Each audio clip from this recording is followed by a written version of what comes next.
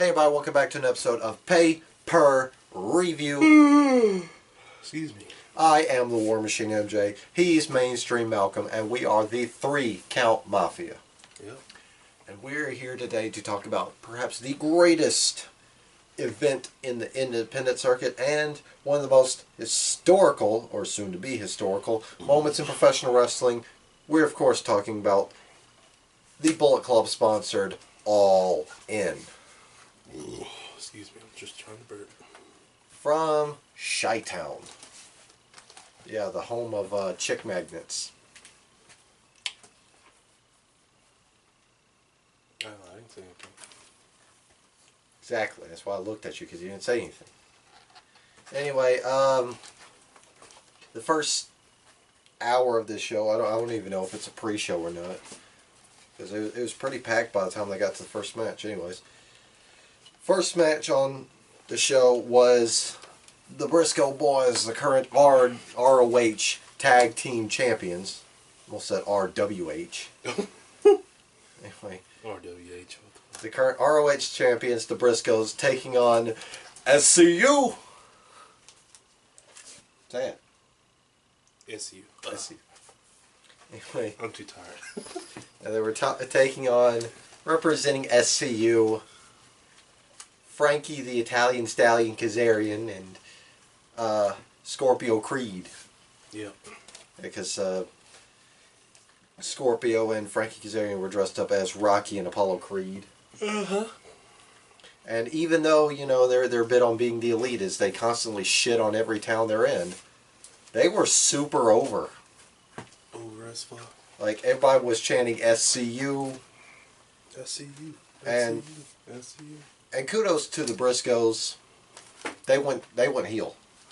Like, they read the situation, went straight heel. Mm-hmm. Anyway, SCU won. SCU. 12 minutes, 33 seconds, 3.5 out of 5. The next match was entertaining. As far as battle royals go, it's hard to make them entertaining, interesting, all that. This one did it in spades. It was the over-the-budget battle royal. Yeah, they broke the bank with this one. Excuse me. Because they got notable names such as Bully Ray, he was the TBA, Billy Gunn, Tommy Dreamer, and, well, you know, got those old guys. Then you got new guys, then you got established names like Punishment Martinez, Brian Cage, Colt Cabana was in there. Trent Barretta, Rocky Romero, and Chuck Taylor were in there. Oh yeah, and Hurricane Helms was in there. Mm-hmm. Stand back. There's a hurricane coming through. God. He was dabbing before it was cool. Before we went old and got boring. Actually, instead of doing this number right here, he was doing... Anyway, as far as this match goes, it was alright. the two folks that really stood out, you know, there was a lot of newcomers in there that stood out, but the two that stood out to us was Marco Stunt, who, oh my God, we talked about Chris Jericho being a human pinball in that one Battle Royal, or Royal Rumble. Yeah. Marco Stunt topped that. Jeez, he was getting thrown everywhere. That scrawny thing. Yeah, if you've never seen him, he looks like Carrot Top before Carrot Top got jacked. Mm-hmm. Anyway, and the other standout that impressed was Jordan Grace. Baby girl is jacked. And she was caught doing squats with Brian Cage. And she failed. Yeah, she went down, but she couldn't get back up. So she collapsed under Brian Cage's weight. Either way, Bully Ray wound up eliminating hometown favorite Colt Cabana for the win. When Chico, the guy he took out earlier, unmasked and turned out to be Flip effing Gordon. He threw Bully Ray out, and he got booked for All In. Because he won his title match against, oh yeah, Black Machismo Jay Lethal. we'll get to that match in a second. Anyway, Flip Gordon won the Battle Royal. 17 minutes, 6 seconds, 3 out of 5. Now, the show kicked off on Fight Network and... Or, was it Fight Network? Fight TV Network. Fight TV, there we go. Yeah. Fight TV, Ring of Honor VIP club, like their top tier club, with the replay happening on New Japan World. Anyway, first match was Maxwell Jacob Friedman, that's a name, taking on Matt Cross. A.K.A. Son of Havoc. Yeah, I was about to say, Rod didn't know who this was. Yeah. Because I asked him, I was like, what did you think of Matt Cross? He's like, he's alright, not really noticeable.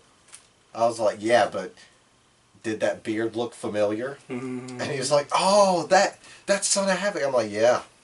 My next hint would have been, what if I told you he was billed from the Open Road? Oh, yeah. Yeah. So, yeah. He'd been like, oh, yeah, I see what's going on. I see it now. MJF took on Matt Cross, a.k.a. Son of Havoc. Matt Cross won with his glorious shooting star press. 9 minutes, 23 seconds, 2.5 out of 5. Now, the next match was Christopher Daniels of SCU. SCU. Taking on Stephen Amell. We've talked a lot about Stephen Amell being alright despite his one wrestling appearance. In WWE. Yeah. This match was kind of clunky. Yeah. Because, yeah, Amell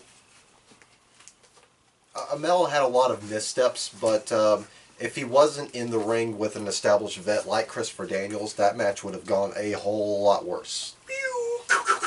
Yeah. Because, I mean, Stephen Amell, he did a glorious coast-to-coast, but it wasn't going to hit as predicted, so Daniels kind of had to lean into it. Yeah. But kudos to Amell for going through a friggin' table. Kudos to him. Kudos. Anyway, Christopher Daniels got the win. 9 minutes, 23 seconds, 3 out of 5. Afterwards, he showed respect for Stephen Amell. You know, even though he got his ass whipped, he got his ass whipped legitimately.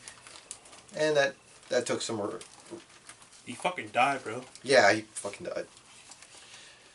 Next match was the Four Corner Survival match. It was Tessa Blanchard taking on Chelsea Green, taking on Mrs. Adam Cole, baby, Britt Baker, and taking on Madison Rayne. This was a really good women's match. The only women's match on the card, but it was really good. At one point, the crowd was chanting, "All these gals." All these gals. Yeah. Everybody was fantastic, especially the hot mess, Chelsea Green. Hot mess. She was a hot mess. She was fantastic. Well, she was good. But in the end, Tessa Blanchard won 12 minutes, 41 seconds, 3.5 out of 5. Fantastic. Let's see WWE top this. No, they not. Spoiler alert. No. Next up was one of, in my opinion, one of two matches of the night. Like, this match stood, well, head and shoulders above every other match with the exception of one. It was for the NWA World Heavyweight title. It's the champion, Nick Aldis, flanked by his posse, including, for some reason, Sean Daivari, and WWE Hall of Famer, Jeff Jarrett. Because why not? And Double J, ain't he great? No, he's not great. And, of course, former NWA World Champion, Tim Storm. Okay, he is great. I don't know too much about Tim Storm. I'm talking about Jeff Jarrett. Oh, Jeff Jarrett? Yeah. Yeah, he's great. Oh, yeah, Nick Aldis was also accompanied by Shaw Samuels. Mm-hmm. Or Sam Shaw. That's what it was, Sam Shaw. That's my tongue yet tonight. Anyway, the challenger, Cody, was flanked by... His dog. He's flanked by his dog, the Siberian Nightmare, Pharaoh, who, good boy. Good boy. Very good boy. Yeah. Tommy Dreamer, Yo. DDP, Yo. and Sub-Zero. WCW's Glacier. They dug him up somewhere. I don't know where he came from, but he was there. So Hey. yeah. I thought that was really cool. I was wondering who was that under the mask, and I don't know. Yeah. Glacier. Oh my god. This match was fantastic. Like, it had all the pomp and circumstance and the action of an old school NWA throwdown. There was a point where Cody he went for a dive, and Nick Aldis kind of got him in the face. Mm-hmm. And the whole time Cody was, he was bleeding. Daivari tried to run in, give the champ, a towel and water. When he shoved DDP who was checking on Cody, and Daivari ate a diamond cutter. Diamond cutter. Yeah. Diamond cutter. The diamond cutter got brought out of retirement just for that one night. Anyway, Cody won. He won with a roll-up. He couldn't put the champ away with a crossroads or a disaster kick. He won with a roll-up. 22 minutes, 1 second, 5. 5. Straight 5. Next match was enjoyable. It was a Chi-Town street fight. It was Hangman Page of Bullet Club taking on Joey Janela. He's kind of a badass. Yeah, kind of a badass Joey Janela with Penelope Ford. Kind of a badass Penelope Ford. Yeah, I know. I mean, Penelope, this is my first time seeing her. Me too. First of all, she's good looking. Second of all, baby girl can move. Like those flips and those dodges. Mm-hmm. And then that stunner. Mm-hmm. Hangman sold that shit like a champ. I got stunned by a woman. There was even a Crackle Barrel spot. Yeah. Where Joey Janela rolled the Crackle Barrel. Hangman jumped it. Donkey Kong style. Yeah. Anyway, Hangman Page won. Get this. He won with a rite of passage off the top of a ladder with the murder weapon, the telephone, wrapped around Janela's throat through a table. Yeah. And if it couldn't get any more wrestling, well, let me go ahead and get the results then, the aftermatch. 20 minutes, 8 seconds, 4 out of 5. After the match, Hangman Page saw a ghost. He was interrupted by a dong.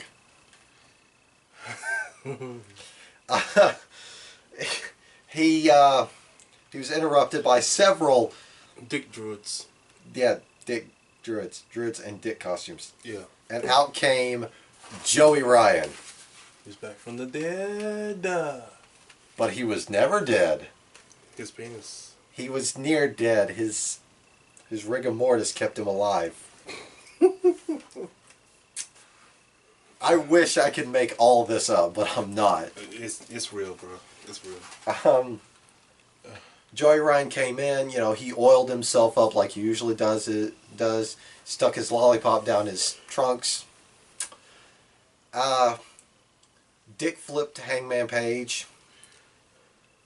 Put the lollipop in his mouth, super kick it, jaw broke him. Yeah. And then handed him off to the Dick Druids. Mm-hmm. So only time will tell what happened to Hangman Page.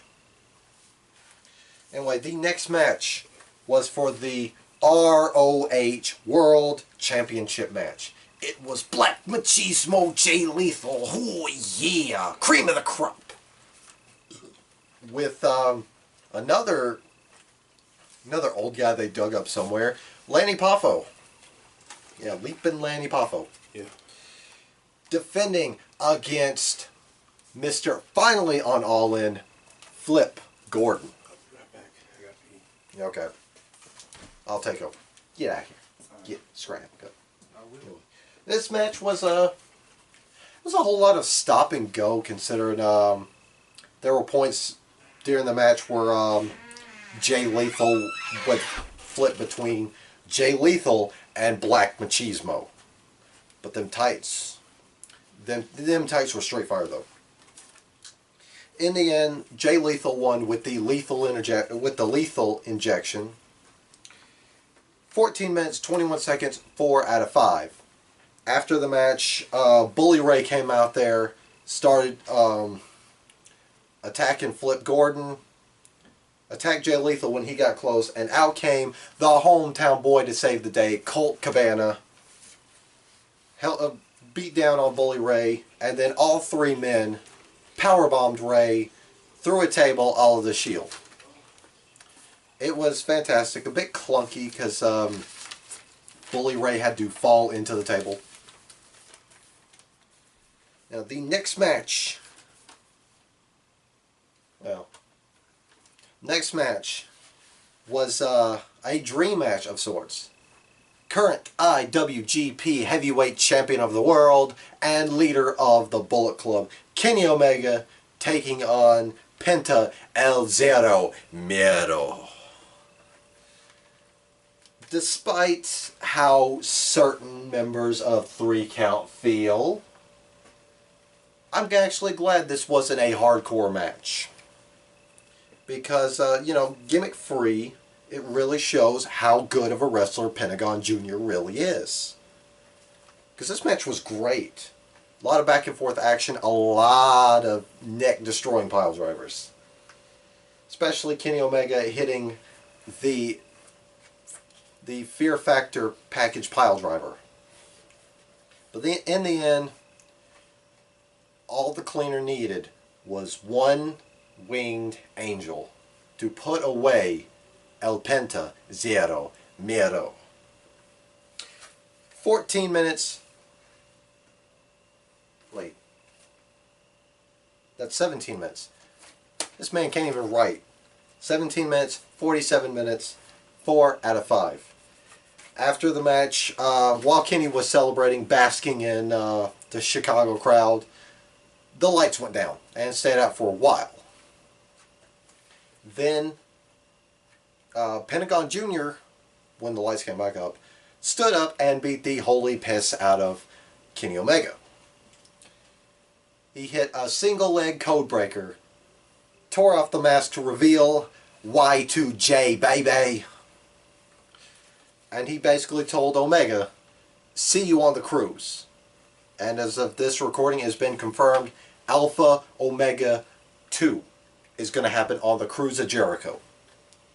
Wish I could watch it, but I'm not getting on a boat.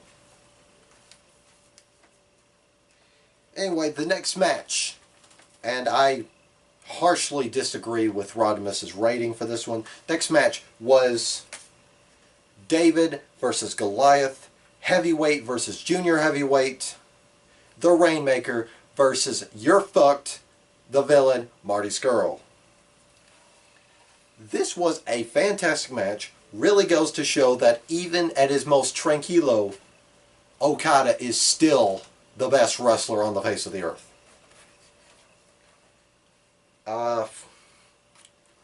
Yeah, I mean, Marty Scurll was playing to his strengths despite picking up Okada. He actually got to slam Okada. Really great.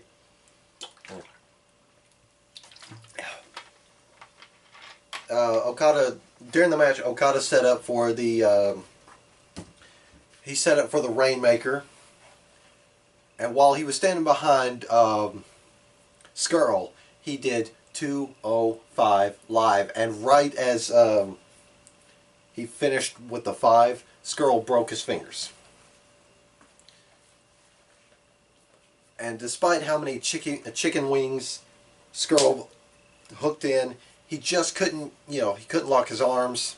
Okada kept breaking out, and all Okada needed was a Rainmaker to put away the villain. 26 minutes, 5 seconds. Rod gave this a 3.5. I'm giving this a 4.5. Because fuck Rod's ratings. Mr. Critical, fuck his ratings. Anyway, the next match, was a 6-man tag team match. It was the Golden Elite, the team of Nick and Matt Jackson and Kota Ibushi, taking on, I call them Team Lucha, taking on Rey Mysterio, Rey Fenix, and Bandito.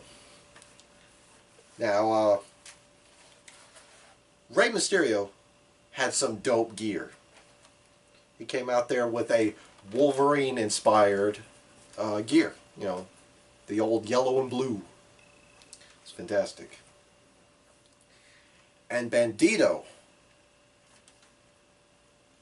brand new to seeing this guy. He is amazing. It's like he's Sonic the Hedgehog. He's just so damn fast. You blink and you miss. And of course, Rey Fenix, the new, as of Triple Mania, the new AAA World Champion. So yeah, that belt looks amazing. But sadly, not much to say about this match other than it was a glorified spot fest. Not to say it was bad, but it was the match that drew the shortest straw. Going on last, it had to deal with time constraints. And my God, I don't know how Matt Jackson has a neck after taking all those Canadian destroyers. Anyway,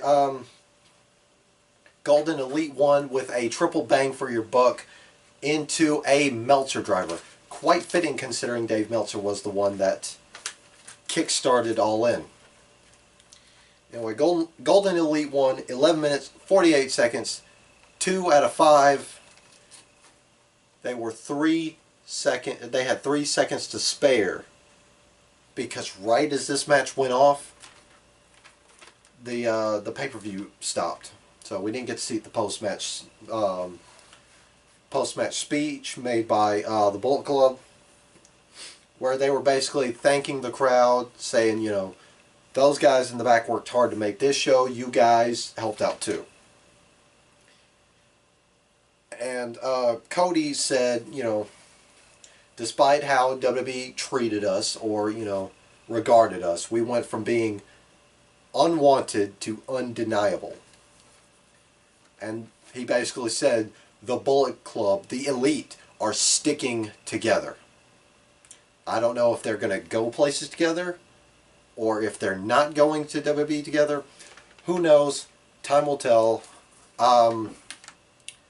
The Bucks, Kenny, and Cody, their contract comes up either the end of this year or the beginning of next year. I've heard rumors, you know, going back and forth on this.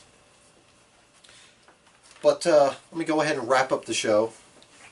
Superstars of the night go to Flip Gordon, Cody, Kenny, Chris Jericho, Tessa Blanchard, Okada, Skrull, and you know what? Put the Bucks on there for putting on the show. Match of the night go to the Women's 4-Way, the NWA Championship, ROH Championship, Omega versus Pentagon, and Okada versus Skrull. Overall rating, 4.5 out of 5. It was not a perfect show by any means. Yeah, there's no such thing as a perfect show so far. But, yeah, I feel like if they do All In 2, which they teased, I feel like they could have their time management down to a science. So, that being said, that is our review of All In. Next thing we're going to be doing is a preview of Hell in a Cell, which it looks to be good, but I don't know about it. No spoil. No. Samoa Joe match, Samoa Joe, AJ Styles is going to be fire though. Oh yeah.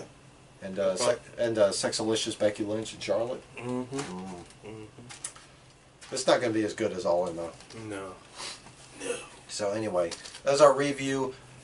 We are the 3 Count Mafia. I am War Machine MJ. He's Mainstream Malcolm. Rodimus Prime is still a bitch. And we will see you guys next time.